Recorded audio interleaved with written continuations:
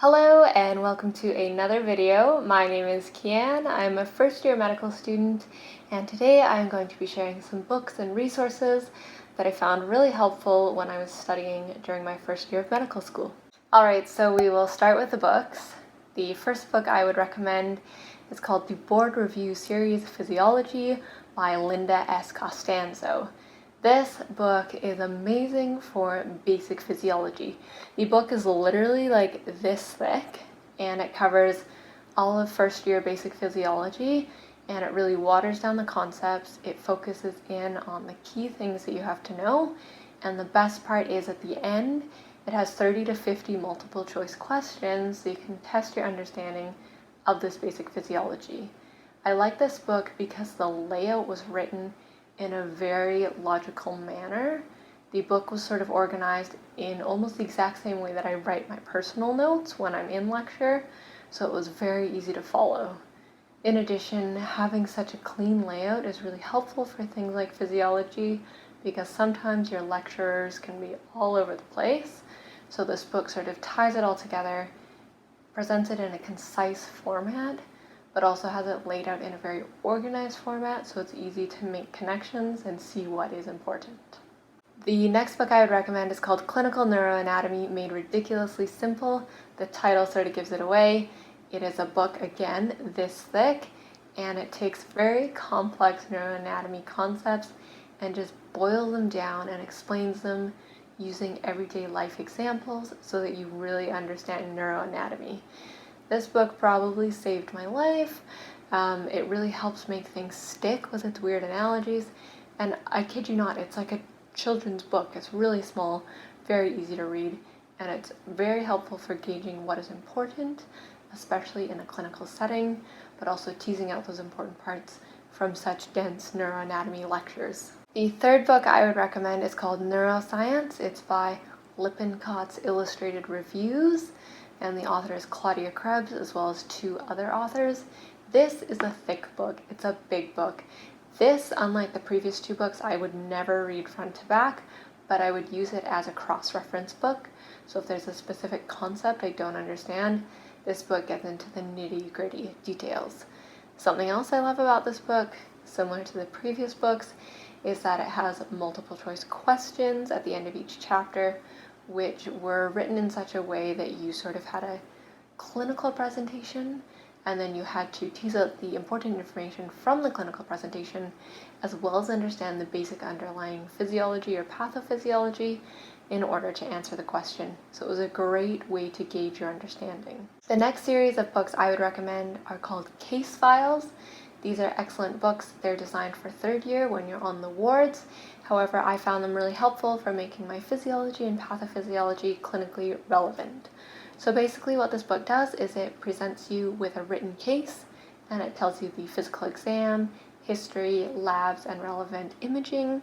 From that, you try to deduce a diagnosis, and then following the case, you have a few pages explaining the physiology or the pathophysiology of whatever disease was presenting in the original case. Following those few pages, you have a list of multiple choice questions based on what you just learned. So the reason why I love this is it showed you exactly what was important to know if you were in a clinical setting, but it also tested your knowledge in terms of what would you do next or what images would you want to order in order to diagnose a certain disease or manage it appropriately. The last book that I would recommend is not a specific book, but just an anatomy atlas.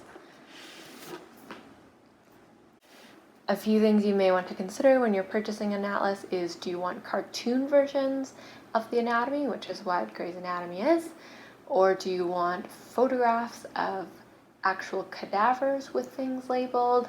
This was probably my biggest investment. Everything else I either signed out from the library or downloaded PDFs from places, but this is the actually only physical book that I purchased, and I think it's going to be great in the future because I see myself cross-referencing it throughout my 4 years at medical school. Okay, on to online resources. So clinicalanatomy.ca is a free resource which I found very helpful in studying for anatomy. It has so many features. It has videos, it has interactive modules, it has diagrams, it has radiographs, like literally everything related to anatomy is here. Some things that I found really helpful were using the labeled cadaver photographs, and these are a great way to create self-quizzes. Basically, they have a photograph of a particular area of the cadaver, and you can hide/show different labels of the body parts.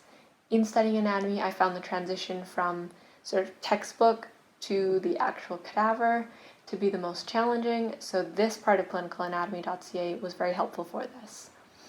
Second website I would recommend is called Neuroanatomy.ca. Neuroanatomy is a complicated subject, and this is a new website geared towards medical students. My favorite feature about this website were the micrographs. Again, kind of like the cadaver images from clinicalanatomy.ca, these micrographs were highlighted with labels that you could show and hide, and it basically taught you where all of the different tracks were within the spinal cord, which is a lot to learn. Yeah, so that was a huge time saver using the resources available on neuroanatomy.ca. Third resource I would recommend is also related to anatomy. It's called instantanatomy.ca. This one is a very basic view on anatomy, but it shows all of the important relationships. Fourth resource and last resource on anatomy is Biodigital Human. This is great. There's lots of anatomy software very similar to Biodigital Human. The thing I liked about this is it was free and it's available on the computer as well as your iPad, iPhone, and basically what you can do is load whatever organ systems that you want onto this virtual human, and then you can peel back the layers and see what is what, and each thing is labeled with a brief description of what is what. This was really helpful for planning dissections because you can basically virtually perform the dissection and you know what to expect as you reflect different layers of tissue. Next is a YouTube channel/online website that I would recommend. It is called Osmosis. It's basically a pathophysiology website. They have short videos ranging anywhere from like 5 to 20 minutes, and they very concisely explain one pathophysiological concept.